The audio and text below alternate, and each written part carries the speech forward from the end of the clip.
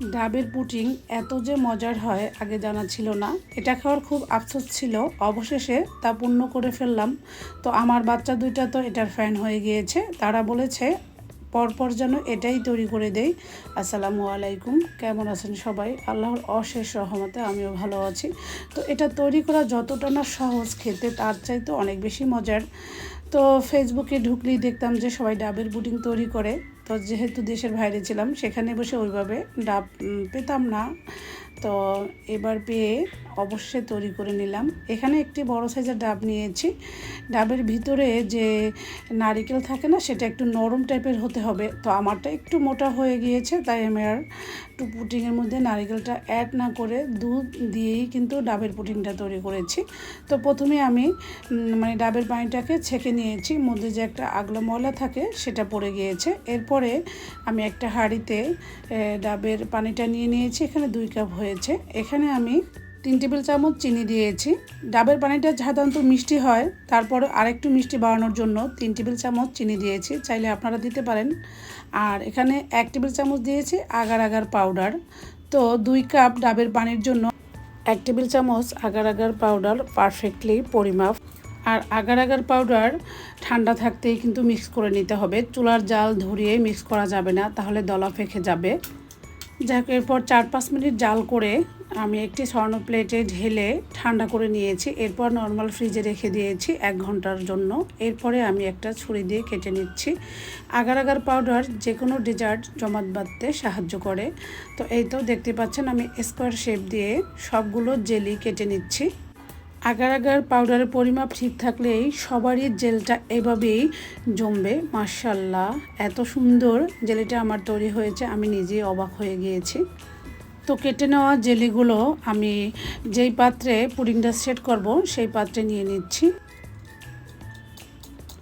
এই তো আমি পুডিংয়ের পাত্রে সবগুলো জেলি নিয়ে অপর একটি হাঁড়িতে আমি আগে থেকে জাল করে নেওয়া 2 কাপ দুধ দিয়েছি। আর এখানে স্বাদ মতো চিনি দিয়েছি এবং 1 টেবিল চামচ আগার আগার পাউডার দিয়ে দিচ্ছি।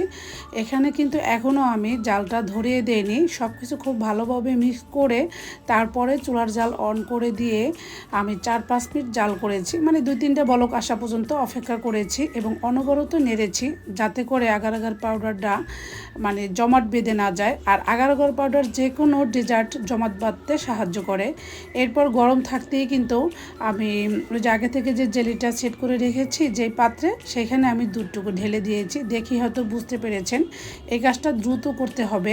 এরপরে আমি একটা চামচ দিয়ে একটু নাড়াচাড়া করে দিচ্ছি, দিয়ে এইভাবে আমি 1 ঘন্টার জন্য রেখে দিব।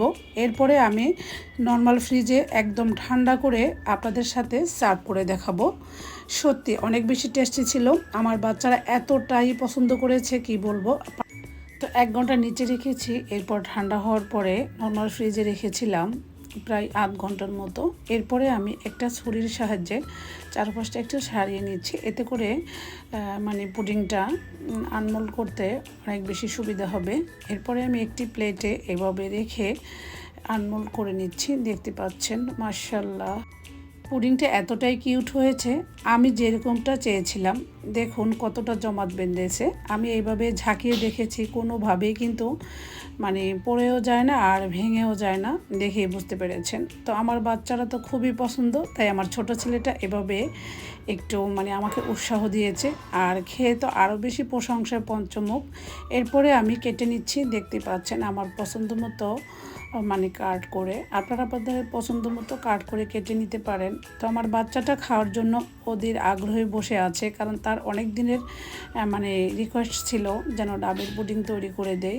তো ফাইনালি আজকে তৈরি করে ফেললাম। তো দেখুন কতটা পারফেক্টলিভাবে আমার পুডিংটা সেট হয়েছে।